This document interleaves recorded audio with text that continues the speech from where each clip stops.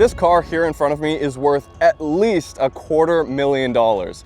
And that to me suggests perfection. But it's a Subaru.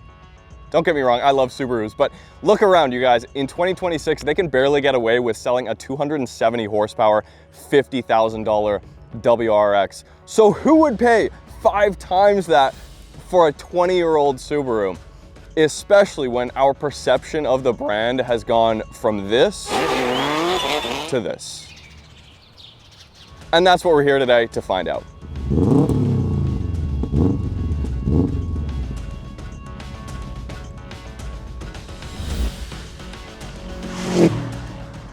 Just insane.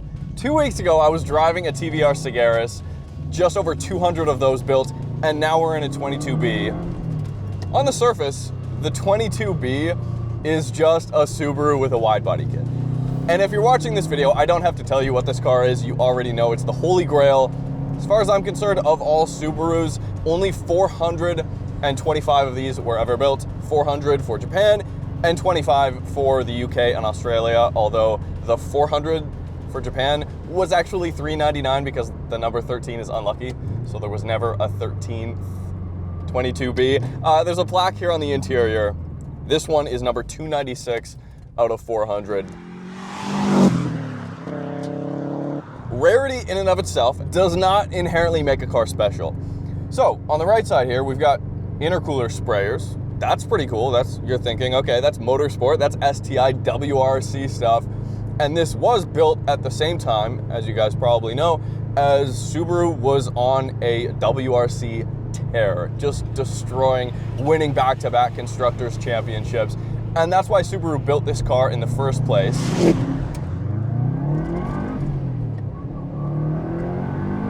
Still got a boxer engine. But if you look at the spec sheet, this car is simply just a really highly strung out Impreza STi. It's got 280 horsepower. As per the gentleman's agreement, what I'm feeling here is a lot more than 280 horsepower. If I had to guess, it's probably closer to 350. Although this car only weighs about 2,800 pounds. Sorry, it's taking me a second to get used to the heel toes. It takes all of 10 seconds to realize this is more than just a wide body on an Impreza. And the engine is just the beginning, 2.2 liter EJ22, of course. That's done via a bore, an increase in bore. So what we get is still an 8,000 RPM redline, which if you know anything about GC8 STi Type-Rs, or honestly just the EJ20 in general, you know that's, at least for me, the biggest plus side, the biggest upside when compared to the EJ25. They rev so high, so you get that down low torque and so much of it, but you can still rev it out. This probably has the widest power band of any street car around this power that I've driven in a long time. An S2000, especially an AP1, you gotta be banging off the limiter to really have any fun, but this is what rally cars are all about. They're just punchy. I mean, you're getting spool by 3,000 RPM, almost full boost by 3,000. Super impressive. These, of course, had a slightly bigger turbo than the standard STIs. See how much boost this thing is making. I don't know if this factory boost gauge is accurate. It goes up to 1 bar, so I was like 0.95. Oh no, 0.9. All right. It's like 13.5, 14 pounds of boost. Quicker steering rack here. No airbags. No ABS, which is actually kind of insane. They did a lot with the suspension too. It had Bilstein dampers and Eibach springs from the factory, and those were monotube dampers, and they were flipped upside down, but that's inverted to give more structural kind of integrity on the lateral loads when you're going sideways.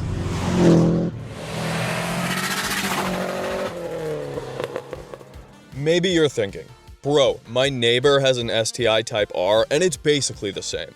Look, I know your neighbor pretends he's a rally driver on the weekends, and those rock chips will hurt his wallet a lot less, But just because it has the same lightning quick steering rack, intercooler sprayer, and lack of ABS doesn't mean it can fill the nostalgic gap that was created 25 years ago through Gran Turismo.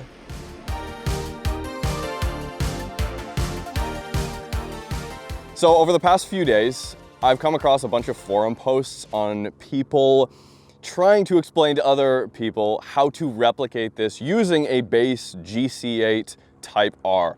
And on the surface, you'd think, okay, it's just a wide body, it's got some cool wheels, that's about it. Stuff some more power in your EJ20. Maybe if you're crazy, put a stroker kit on it.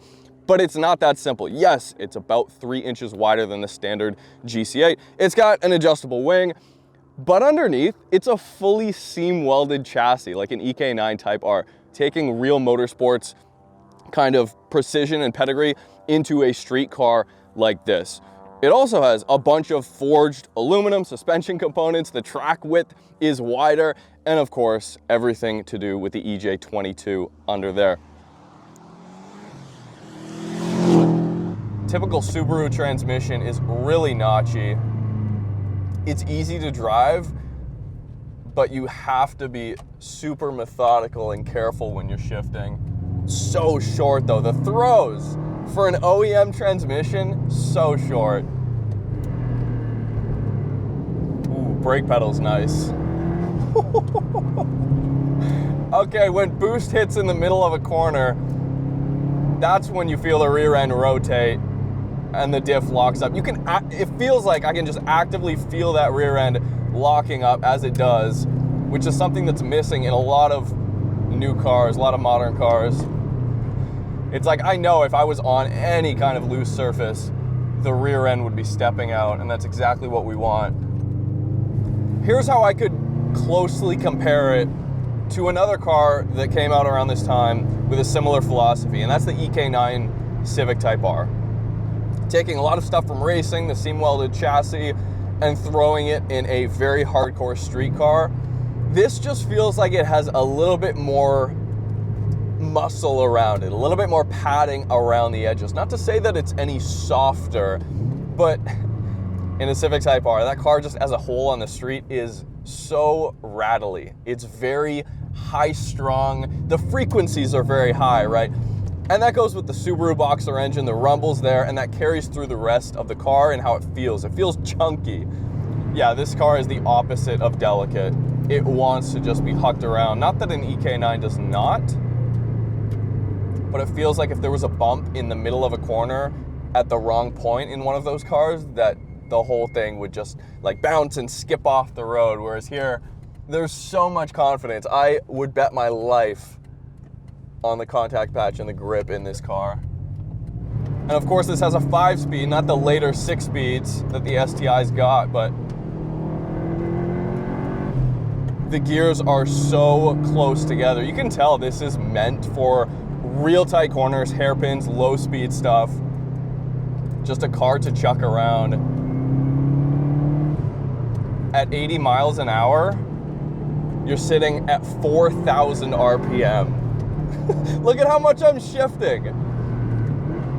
It's so perfect, but what I was surprised by is how long it took me to really get comfortable with driving this thing. And part of that, yeah, sure, is probably the fact that I have not driven a GC8 in about 7 years.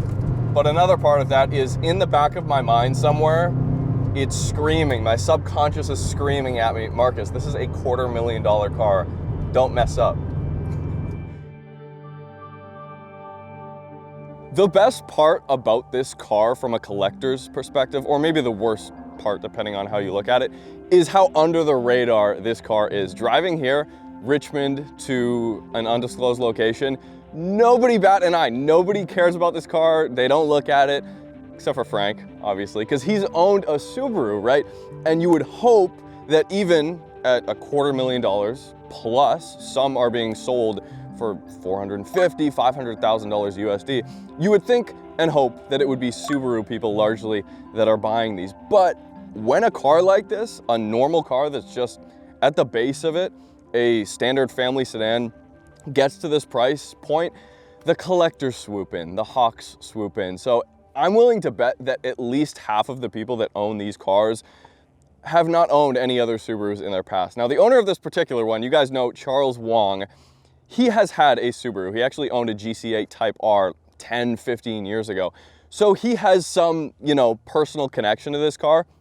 For a second though, you kind of have to think about what else you could buy for this money if you want an ultimate driving experience. You can easily get into a Ferrari F430 for this money. You can get into a brand new Corvette ZR1X base price for roughly $200,000 USD, which is, by the way, the floor for what these are worth.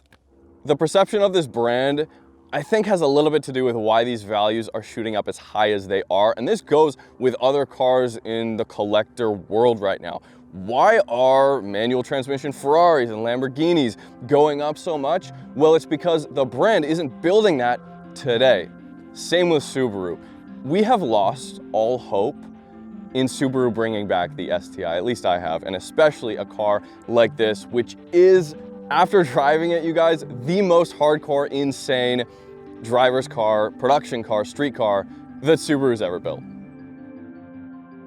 It is, however, impossible to shake this aching feeling at low speeds that it's just another Impreza, even if they did a world-class job in polishing a turd. Presentation is everything.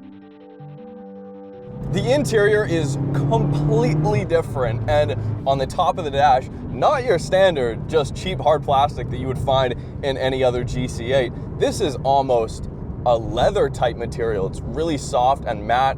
You've got a triple gauge pod up here with these nice exposed screws. You've got brushed aluminum around the climate control. It's even got a cup holder. So perfect. STi seats, there's Alcantara everywhere. It's got a little cradle, little holder for my balls, pure luxury, 3-spoke steering wheel. It is still, at the end of the day, an incredibly usable car. This one does have an exhaust, as you do with the Subaru. It's also just been freshly rebuilt. When you pop the hood, everything is brand new, OEM, so clean. I mean, the GC8 is known for a lot of things, and one of those is not being incredibly technologically advanced. Although, a lot of GC8s, especially the STIs and Type-Rs, got what Subaru calls DCCD, so driver-controlled center differential. And we've got that here in the 22B. It is an electronically controlled center diff, so we can see on the dash here. So I can scroll anywhere from basically open, which the default is about 65% of the torque to the rear and 35 to the front. And then if we go all the way locked, if we were on loose surface, then we'd be able to have a lot of fun. That'll be closer to about 50-50 front and rear.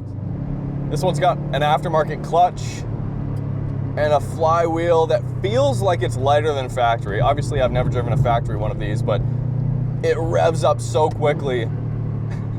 From a driving perspective, everything is perfect except for one thing, and that's the seating position. And this is where some of the DNA of just a standard Impreza comes into play. I feel like I'm sitting a foot higher than I should be.